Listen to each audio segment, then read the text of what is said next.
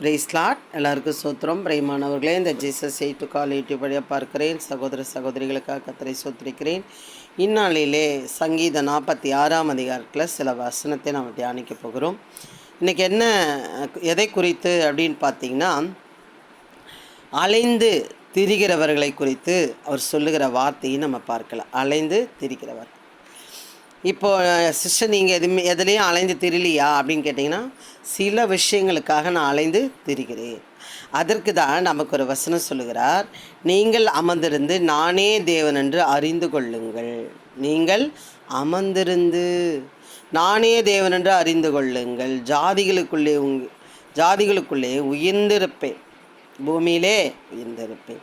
சேனைகளின் கர்த்தர் நம்மோடு இருக்கிறார். யாக்கோபின் தேவன் நமக்கு உயர்ந்த அடைக்கலமானவர். பிரியமானவர்களே, நம்ம நிறைய நேரம் சமூகத்தில் போகாமல் உட்காராமல் நம் பலத்தினால, நம்ம அறிவுனால, நம்ம திறமையினால எதையோ செய்து விடலாம். ஊழியமாக இருக்கலாம், அது திருமணமாக இருக்கலாம், அல்லாட்டா எந்த விஷயமா இருக்கலாம். நம்ம ரொம்ப ட்ரை பண்ணுவோம். நான் வேதம் சொல்லுகிறது, இன்றைக்கி நான் போவேன், நாளைக்கு வந்து என்ன பண்ணுவேன், என் தேசத்தில் வீடு கட்டுவேன், நான் வாழ்வேன் அப்படின்னு நீ சொல்லாத. நாளைக்கு என்ன நடக்கணும் உனக்கு தெரியாது. அதனால் கர்த்தர் சித்தம் தான் நான் செய்கிறேன் அப்படின்னு சொல்லி வேதம் சொல்லி கொடுக்குறது. பிரியமானவர்களே, அப்படி இருக்கும் பொழுது இந்த விஷயம் நடக்கணும், இந்த விஷயத்துக்காக நான் ரொம்ப அலைகிறேன், திரிகிறேன் அப்படின்னு நம்ம வந்து நிறைய திரிகிறவர்களுக்கு அந்த வேதம் என்ன பண்ணுதுன்னா சூட்டபிள் ஆகுது. என்னன்னா, நிறைய நேரம் திருமணத்துக்காக அலைந்து கொண்டிருக்காங்க. பிரியமானவர்களே, திருமணம் நான் நிறைய இடங்களெல்லாம் கேள்விப்படுறது, பெற்றோர்கள் தன் பிள்ளைகளுக்கு என்னை சேர்த்து பிள்ளைகளுக்கு நல் வாழ்க்கை கிடைக்கணும், நல்ல ஒரு திருமணம் நடக்கணும்.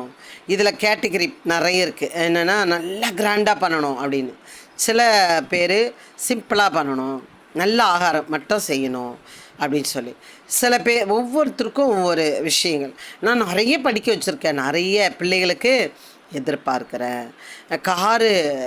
காரு வரைக்கும் என்ன பண்ணணும், பொண்ணுக்கு தரணும். இப்படி நிறைய பேர் இதற்காக நல்ல ஒரு வாய்ப்பை கிடைத்தா கூட அதை தட்டி விட்டுட்டு, கார் கொடுக்கல, வசதி இல்லை, வாய்ப்பு இல்லைன்னு சொல்லி விட்டு போகிற ஜனங்களையும் நான் பார்க்கிறேன். பிரியமானவர்களே, அப்படியாக நம்ம நிறைய நேரம் நமக்கு ஏற்ற மாதிரி அலைந்து திரிகிறவர்களாக காணப்படுகிறோம். நான் இவ்வளோ படிச்சிருக்கேன், எனக்கு இந்த வேலை தான் வேணும் அப்படின்னு சொல்லி பல வருடங்கள் வீட்டில் இருந்த பிள்ளைகளை எனக்கு தெரியும். பல வருடங்கள், மாதங்கள் இல்லை, வருடங்கள். பிரியமானவர்களே, இப்படியாக அலைந்து திரிகிற பிள்ளைகளும் அலைந்து திரிகிற மக்களையும் எனக்கு தெரியும். ஆனால் வேதம் சொல்லுகிறது, நீங்கள் அமர்ந்திருந்து நானே தேவன் என்று அறிந்து கொள்ளுங்கள். ஜாதிகளுக்குள்ளே உயர்ந்திருப்பேன், பூமியிலே உயர்ந்திருப்பேன். அப்படியாப்பட்ட தேவனை விட்டு நம்ம பலம், நம்ம அறிவு, நம்ம ஸ்டேட்டஸ்க்கு ஏற்ற மாதிரி, நம்மளோட குடும்பத்துக்கு ஏற்ற மாதிரி, நம்ம மற்றவங்களுக்கு ஒரு எடுத்துக்காட்டாக இருக்கணும், நம்ம மற்றவங்களுக்கு முன்னாடி நான் வந்து கிறிஸ்துவனாக்கோ, நான் இப்படி அப்படி அல்ல. நம்ம அமர்ந்திருக்க கற்றுக்கொள்ள வேண்டும். நிறைய நேரம் நம்ம அமர்ந்திருக்காமல் அலைந்து திரிகிறவர்களாக காணப்படுகிறோம். பிரியமானவர்களே, நம்ம வந்து என்ன நம்ம கற்றுக்கொள்ளணும் அப்படின்னு பார்த்தீங்கன்னா, நம்ம என்ன தெரிஞ்சுக்கணும் அப்படின்னு பார்த்தீங்கன்னா, அவர் யார், இன்னார் என்று அறிந்து கொள்ள வேண்டும். அவர் யார், அவர் இன்னார் என்று அறிந்து கொள்ளணும். அதுக்கு இங்கே பாருங்கள், பார்த்தீங்கன்னா, தேவன் நமக்கு அடைக்கலமும் பெள்ளனும், ஆபத்து காலத்தில் அனுகூலமான துணையுமானவர். பிரியமானவர்களே, நிறைய நேரம் நம்ம வெளியே போயிட்டு நம்ம திறமையில் போயிட்டோம், நம்ம ஒரு சைடாக போயிட்டே இருக்கோம். ஒரு சைடாக இப்போ லெஃப்டில் தான் நம்ம என்ன பண்ணணும், போகணும். அங்கேருந்து வரும்போது ரைட்டில் தான் நம்ம போகணும். பிரியமானவர்களே, அப்போது பின்னாடி வர வண்டி, நேற்றுக்கு நான் ஒரு சகோதரியை நான் பார்த்தேன், தெரிஞ்ச மக, கரெக்டாக நடு ரோட்டில் 2 பிள்ளைங்க வந்து இடிச்சிட்டானுங்க. அவனுக்கு ஃபுல்லாக கஞ்சா போட்டிருக்கானுங்களா இல்லை குடிச்சிருக்கானுங்களா தெரியல. முடியும், அதுங்க ட்ரெஸ்ஸும், அதுங்க தலையும், மூஞ்சும் எப்படி சொல்கிறதுனே தெரில, இடிச்சு இருக்கானுங்க. இடித்ததில் லேசாக அப்படி இந்த நகத்தில் கீறின மாதிரி கீறி இருக்குது. ரொம்ப ஆழமாக போயிருந்தால் டாராக கிழிஞ்சிருக்கும் அந்த கண்ட சதை.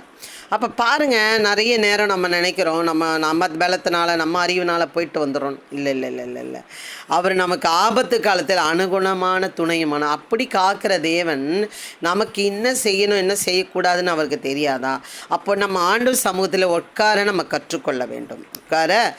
ஆகையால் பூமி நிலை மாறினாலும் மலைகள் நடு சமத்தில் சாய்ந்து போனாலும் அதன் ஜலங்கள் கொந்தளித்து பொங்கி அதன் பெருக்கினால் பர்வதங்கள் அதிர்ந்தாலும் நாம் பயப்படும். பிரியமானவர்களே, நிறைய நேரம் நம்ம ட்ரை பண்ணுற காரியங்கள், திருமணமாக இருக்கட்டும்,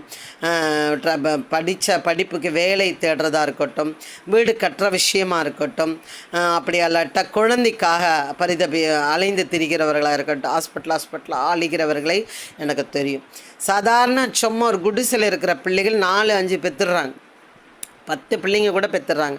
ஆனால் நல்ல ஏசி ரூமில், நல்ல கண்டிஷனில், நல்ல தனி பெட்ரூமுக்கு கொடுத்து அவங்கள நல்ல ப்ரைவேசியாக கொடுத்துருக்குறாங்க. ஆனால் குழந்த இல்லை. இப்படி ஆனால் அவங்க என்ன பண்ணுறாங்கன்னா, அமர்ந்து உட்காராமல் அலைந்து திரிகிற அவர்களே எனக்கு தெரியும். பிரியமானவர்களே, நிறைய ஹாஸ்பிட்டலாக அலைந்து திரிகிறவர்கள் எனக்கு தெரியும். ஆனால் அவர் என்ன சொல்கிறார்? தேவன் அடைக்கலமும் வெள்ளனும் ஆபத்து காலத்தின் அனுகூலமான துணையுமானவராகையால் பூமி நிலை மாறினா கூட மலைகள் சமுத்திரத்தில் சாய்ந்து போனாலும் அது ஜலங்கள் கொந்தளித்து பொங்கி அதில் பெருக்கினால் பர்வதங்கள் அதிர்ந்தாலும் நாம் பயப்படும்.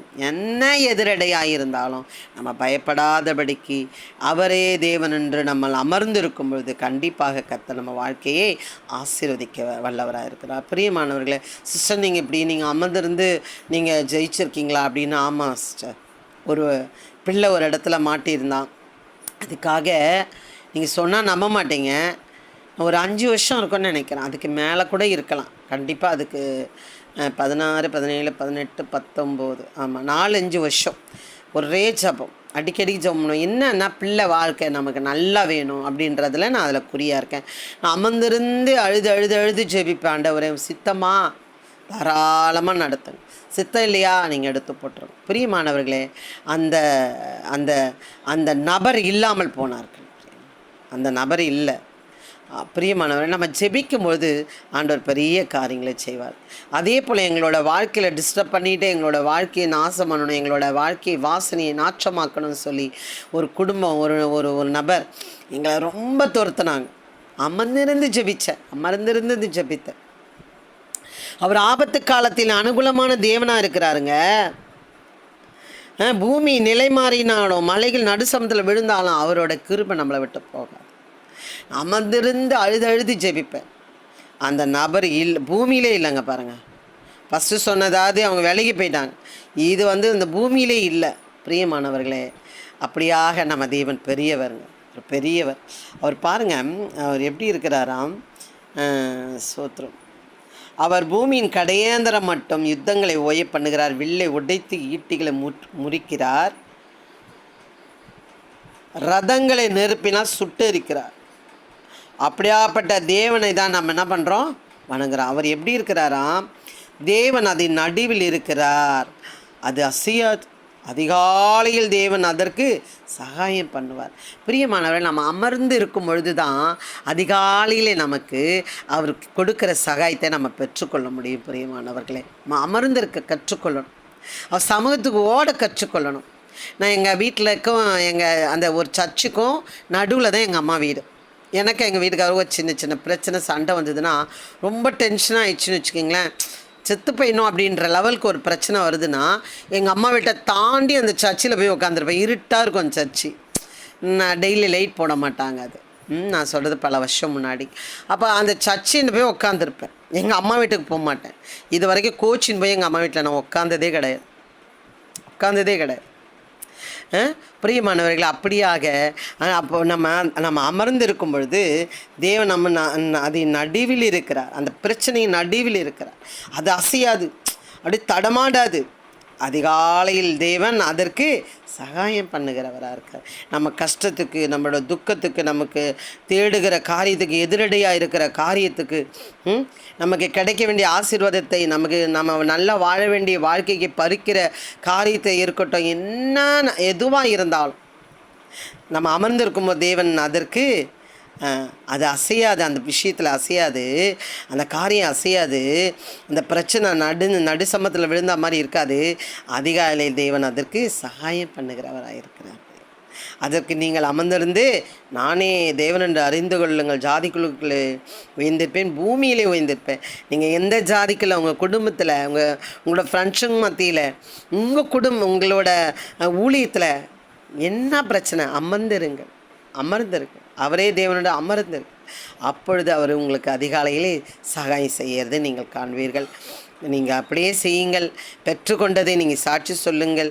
இந்த மெசேஜ் உங்களுக்கு ரொம்ப பிரயோஜனமாக இருந்தால் ஷேர் பண்ணுங்கள், கமெண்ட் பண்ணுங்கள், லைக் பண்ணுங்கள். கர்த்தர் உங்களை ஆசீர்வதிப்பாராக. ஆமென். God bless you. அல்லேலூயா.